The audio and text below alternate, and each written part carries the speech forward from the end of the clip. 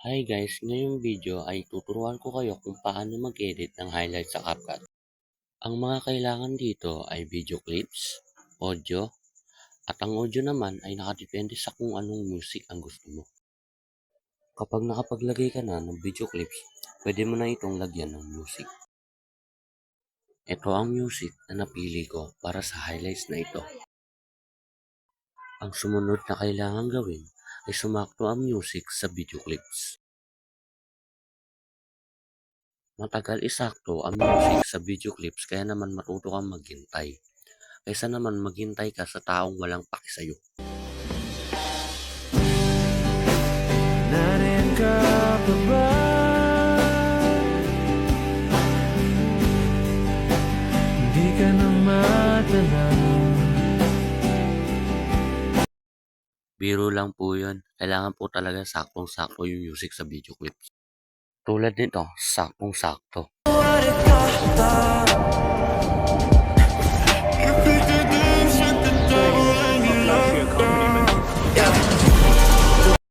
At para gumanda yung transition ng video clips, lagyan natin ito.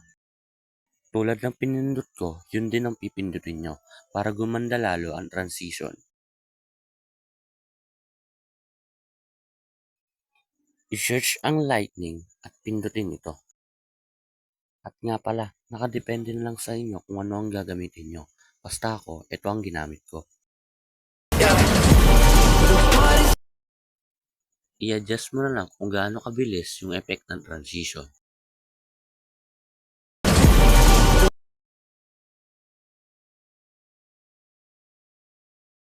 Ngayon ay bumalik tayo sa umpisa ng video. Hindi katulad niyan na bumalik ka man sa umpisa ay hindi na mauulit pa ang nakaraan na. Maaari ba tayong bumalik sa umpisa upang linaw sa pusong nag-iisa? Joke lamang po, tingnan mo na lang kung gaano ka-smooth to. From the cops now, oh what a cop. You pick the games with the devil and you love your accompaniment. Yeah.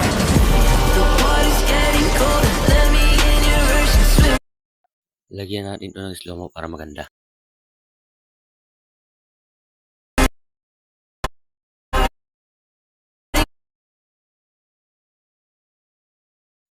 Pindutin mo yung speed. Nakadepende na lang sa'yo kung gaano kabagal yung gusto mo.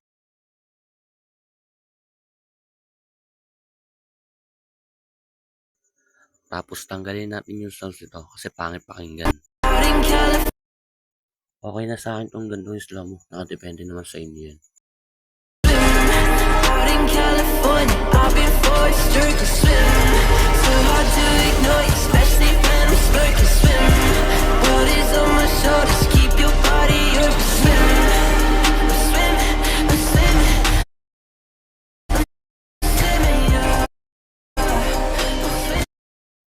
Tinanggal ko na yung ibang clips kasi yun lang yung abot ng music. Natapos na ako sa pag-ayos ng video clips, ng audio, yung pagsakto ng music, at ito na yung kinalabasan. Kapag tapos na kayo mag-edit, pindutin nyo na lang itong nasa taas ng arrow. Hintayin mo na lamang mag 100 ito, kaysa naman maghintay ka sa taong hindi ka naman pinaghihintay.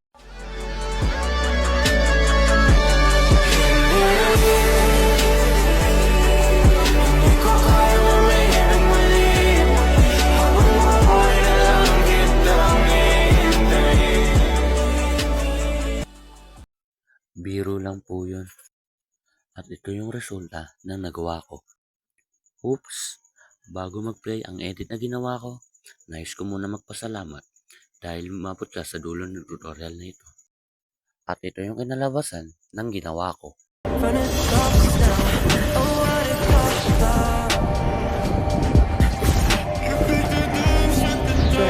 A flashy accompaniment.